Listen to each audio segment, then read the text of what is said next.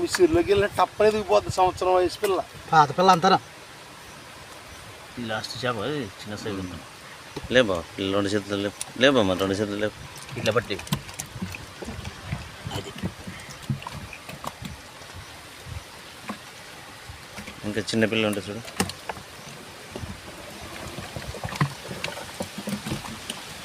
మీకు ఇందులో మోసం చేసేది ఉండదండి, మీరు దగ్గర. హాయ్ ఫ్రెండ్స్, నమస్తే అండి.